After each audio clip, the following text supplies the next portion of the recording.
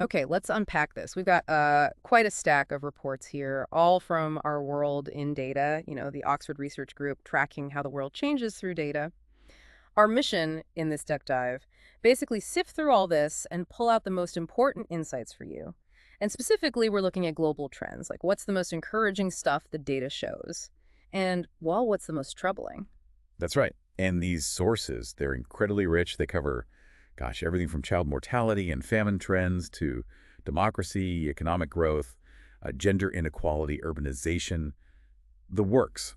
Our world in data paints this really complex picture. You see huge progress, absolutely. But you also see these really significant, stubborn challenges remaining. It's definitely not a simple story. Exactly. And that complexity is, I think, what makes it so important to look at. So we'll tackle this in two parts. First, let's focus on the positive, the really encouraging trends that the data documents where, humanity's made some amazing strides.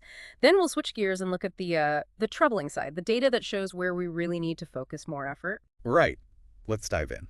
All right, let's start with something that, honestly, when you see the long view our world in data provides, it's kind of astonishing. Global health, specifically child mortality. Yeah, child mortality, kids dying before they turn 5. And historically, the scale was just, well, it's almost unimaginable today, isn't it? Completely. Those charts going back to the 1830s show incredibly high rates, huge fluctuations. For basically all of history, even in places we think of as advanced for their time, Mm. a massive chunk of kids just didn't make it. It was Yeah. tragically normal. Yeah, the data shows rates over 30%, sometimes way higher, even in countries that are wealthy now. But then things start to change. Dramatically, Yeah. especially over the last century or two, and accelerating in recent decades. The progress is just phenomenal. Rates have plummeted almost everywhere. Our world in data's work here, showing that long history, really drives home how far we've come. So what's behind that? Why the huge drop? Well, the data points very strongly to increased healthcare spending. It's a clear correlation. More spending on health, higher life expectancy, lower child mortality. And here's a really interesting finding from our world in data. The proportional impact seems similar everywhere.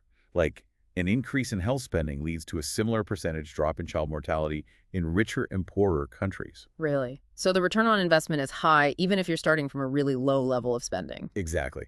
It suggests that putting resources into basic health yields huge returns in lives saved, pretty much across the board. That's actually really hopeful, like a clear path forward. It does feel that way. And speaking of preventing mass tragedies, let's shift to famines. Ah, famine, mass starvation. Yeah, a terrifying part of human history. Okay. And the core finding here from our world in data is incredibly positive. Major deadly famines. They've become much, much rarer in recent decades compared to, say, the first half of the 20th century or earlier. When they do happen now, they tend to be more localized and, thankfully, usually far less deadly than historical famines. It's a huge shift. Okay, so how did that happen? What drove that change according to the sources? It looks like a combination of factors, all documented in the data. First, increased food supply, basically, higher crop yields thanks to agricultural science. Then better healthcare and sanitation, which matter a lot during food crises. Increased trade helps smooth out local shortages. Food prices have generally come down relative to incomes. And crucially, the big drop in extreme poverty globally. You're just more resilient. Exactly. More resilient to shocks. So this kind of throws cold water on that old Malthusian idea, doesn't it? That population growth just inevitably leads to famine. It really does. Our world in data shows that even with massive population growth, famine deaths are way, way down. In fact, often the countries with the fastest population growth saw the biggest drops in hunger, because that growth often went hand in hand with economic development, better farming, better infrastructure. So yeah, famine hasn't been the main check on population growth. The real story is the demographic transition, falling death rates and falling birth rates. Right, driven by development, health, education, not catastrophe. Kinda. Okay, let's move from survival basics to political life, the spread of democratic rights. Yeah, and this is another one our world in data frames as, frankly, an astonishing achievement. And when you look at the timeline, you see why. Think about it. 200 years ago, almost nobody had democratic rights. The idea of regular people voting, having guaranteed freedoms, virtually non-existent for most humans. And today, what does the data show? Today, billions live in countries considered democracies. By the late 90s, it was around 3 billion in electoral or liberal democracies. By 2016, over 3.8 billion. The majority of countries are now democracies, at least by standard classifications. It's a huge expansion of political rights in a relatively short historical time frame. That scale is pretty incredible. It puts things in perspective. It does. And closely related to all this development is another big shift, the global decline in the fertility rate. Right, the number of children per woman. The data is pretty stark there, too. Oh, yeah. Our World in Data highlights this fact. The global total fertility rate has halved in just 60 years. Halved. Historically, women often had 5, 6, 7 kids or more. Now the global average is much lower, heading towards just over 2. Many countries are below replacement level already. And what's the main driver, according to the research? Again, it links back strongly to child mortality.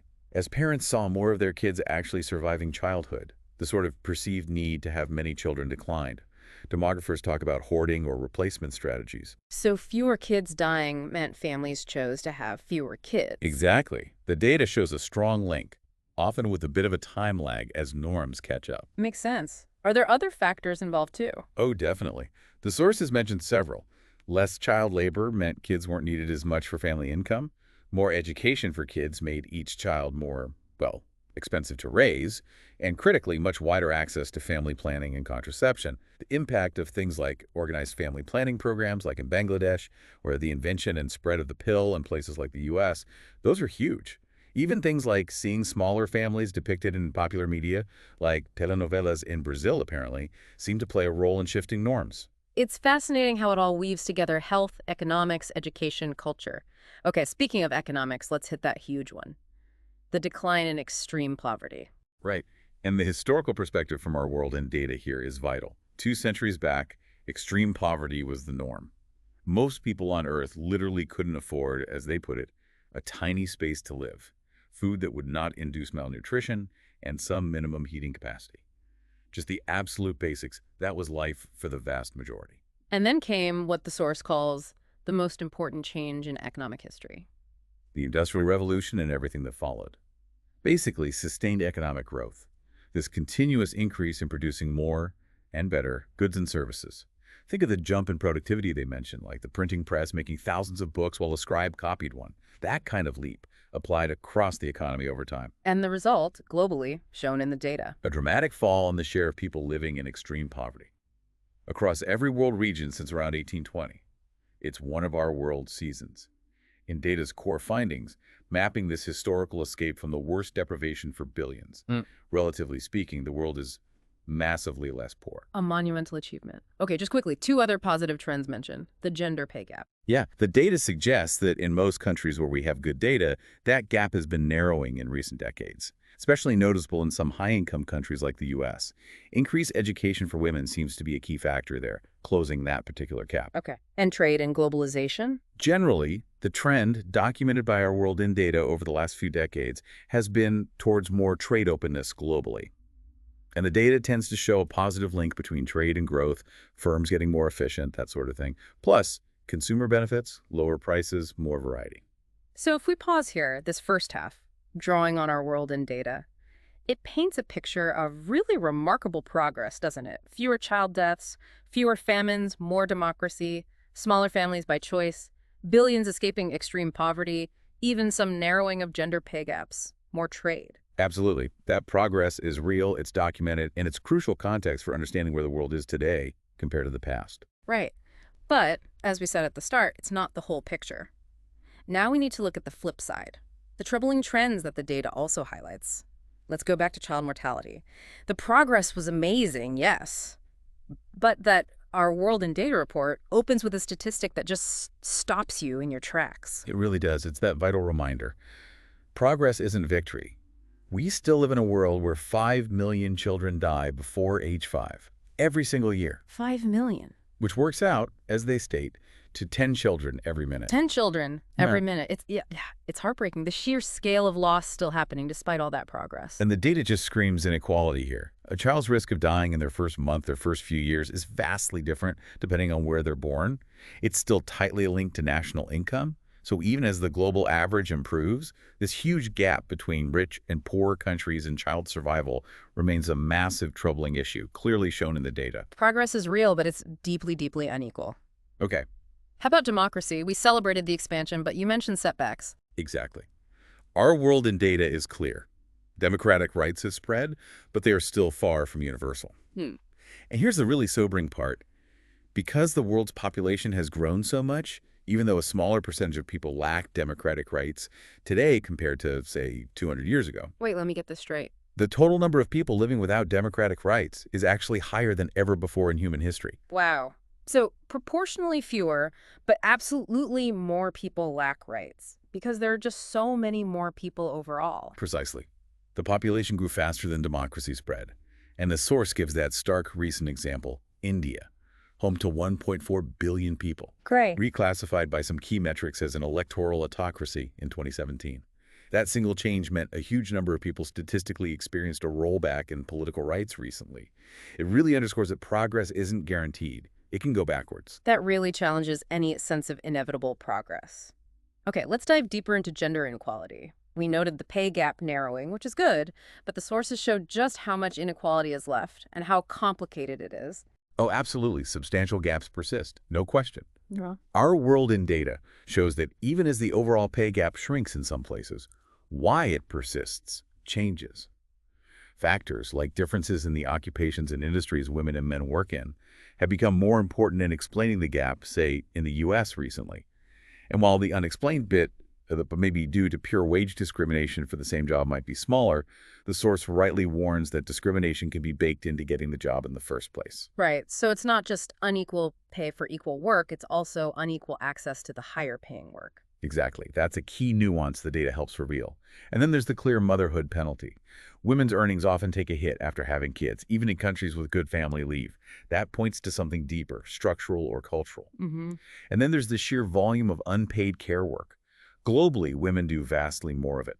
The India example is staggering, women doing nearly 10 times the hours of unpaid care work compared to men.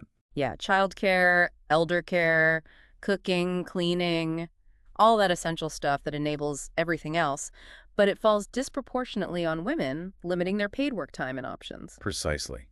And it's not just norms. The data points to places where there are still explicit legal barriers. Our world in data shows countries where laws actually prevent women from doing the same jobs as men. Actual laws, in this day and age, that's hard to believe. It is, but the data shows it exists. And then look at leadership. Globally, only about 18% of firms have a woman as the top manager. Women are way underrepresented at the top of the income ladder, and that gap closes more slowly at the very, very top. While at the same time being overrepresented in lower paying jobs. Yes, the data shows that too. Examples from the U.S. highlight jobs like childcare, home health aides, housekeeping heavily dominated by women, and typically low paid.